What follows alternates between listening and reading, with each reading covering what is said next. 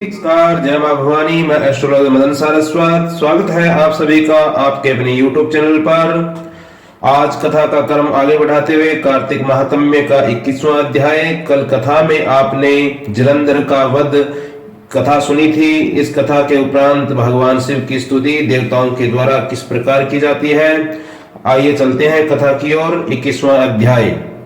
श्री नारद जी ने कहा कि अब ब्रह्मा आदि सभी देवताओं ने नतमस्तक होकर भगवान शंकर की बड़ी स्तुति की और कहा कि हे प्रभु, आप प्रकृति से परे पर ब्रह्म और परमेश्वर हैं। आप निर्गुण निराकार होकर भी, सबके ईश्वर होकर भी नित्य अनेक प्रकार के कर्मों को करते हैं। शंकर जी, हम सब ब्रह्मा आदि आपके दास हैं। हे देवेश, हे शिव, आप प्रसन्न होकर हमारी रक्षा कीजिए। हे नाथ, हम आपकी प्रजा हैं तथा सदा आपकी शरण में रहते हैं। नारद जी कहते हैं कि इस प्रकार ब्रह्मा आदि सब देवताओं और मुनियों ने भगवान शंकर की अनेक प्रकार से स्तुति करके उनके चरण कमलों का ध्यान करते हुए मौन का व्रत ग्रहण किया। तब उसे सुनकर देवताओं को वर देने वाले भगवान शंकर वहीं पर अंतर ध्यान हो गए। तत्पश्चात शिव जी का यश गाते हुए सभी देवता भी प्रसन्नता पूर्वक अपने अपने स्थान को चले गए। महेशाख्यान से जलंधर का यह युद्ध चरित्र बड़ा पुण्यदायक और सब पापों को नाश करने वाला है। यह सर्व सुखदायक और महेश को भी आनंददायक है। जो इन दोनों उपाख्यानों को पढ़ेगा और पढ़ाएगा वह यहाँ सब सुखों को भोगकर अंत में गणेश पद को पाएगा। बोले गणेश जी महाराज की जय हो। आगे का 22वां अध्याय। राजा पृथु बोले कि हे नारद जी, अब आप कृपा करके मुझे यह बताइए कि वृंदा को मोहित कर भगवान विष्णु ने क्या किया और फिर वह कहाँ रहे थे। तब नारद जी ने कहा कि जब देवता स्तुति कर मौन हो गए तब भगवान शंकर ने सब देवताओं को प्रसन्न होकर कहा कि हे ब्रह्मा आदि देवताओं, जलंधर तो मेरा ही अंश था। मैंने उसे तुम्हारे लिए नहीं मारा है, किंतु यह मेरी संसारिक लीला थी। फिर भी आप लोग यह सत्य कहिए कि इसमें आप सुखी हुए हैं या नहीं। तब तो ब्रह्मा आदि देवताओं के नेत्र हर्ष से खिल गए और उन्होंने शिव जी को प्रणाम करके विष्णु जी का यह सब वृतांत कह सुनाया, जो उन्होंने बड़े प्रयत्न से वृंदा को मोहित किया था तथा वह अग्नि में प्रवेश कर परम गति को प्राप्त हुई थी। देवताओं को भी यह कहा कि तभी से वृंदा की सुंदरता पर मोहित हुए विष्णु उनकी चिंता की राख लपेटे इधर उधर घूमते रहते हैं।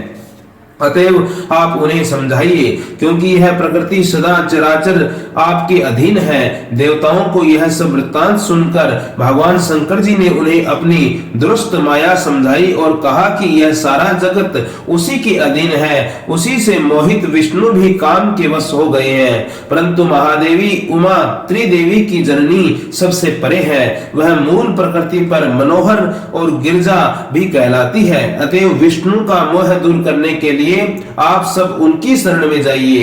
यदि वह प्रसन्न हो जाएंगी तो आपका सब कार्य, आपका सब मनोरथ पूरा हो जाएगा। भगवान शंकर की आज्ञा से सब देवता मूल प्रकृति को प्रसन्न करने के लिए उनके स्थान पर पहुंचकर उनकी बड़ी स्तुति करने लगे और आकाशवाणी हुई कि हे देवताओं, मैं 3 प्रकार से 3 गणों से पृथक होकर स्थित रहती हूँ। सत्य गण से गौरी, रजोगुण से ज्योति रूप तथा अतएव आप लोग मेरी रक्षा से यदि सादर उन देवियों के पास जाओ तो वह तुम्हारे सब मनोरथों को पूर्ण कर देंगी। इस प्रकार से मां पार्वती की वाणी हुई। यह वाणी सुनकर देवताओं के नेत्र खुल गए और वह भगवती का आदर करते हुए गौरी, लक्ष्मी और सरस्वती को प्रणाम करने लगे। सब देवताओं के भक्ति पूर्वक उनका स्मरण किया। सब देवियां प्रकट हुई। सब देवताओं ने प्रसन्न होकर भक्ति पूर्वक उनका निवेदन किया। देवियों ने कुछ बीज देकर कहा कि इन्हें ले जाकर दे दो, तुम्हारे सब कार्य सिद्ध हो जाएंगे। ब्रह्मा आदि देवता उन बीजों को लेकर भगवान विष्णु के पास चले गए और उन्हें वृंदा की चिता भूमि में डाल दिया। उससे धात्री, मालती और तुलसी प्रकट हुई। भगवान विष्णु ने जो ही उन स्त्री रूपी वाली वनस्पतियों को देखा तो वह उठ बैठे। कामासक्त चित्त में मोहित हो उन्होंने याचना करने लगे। धात्री और तुलसी उनसे प्रीति की। विष्णु जी द्वारा दुख भूलकर देवताओं से नमस्कृत होकर अपने लोक में चले गए। यह सब पूर्ववत सुखी होकर भगवान शंकर का स्मरण करने लगे। यह उपाख्यान शिव जी की भक्ति को देने वाला है। बोलिए शंकर भगवान की जय हो। 22वां अध्याय पूर्ण हुआ।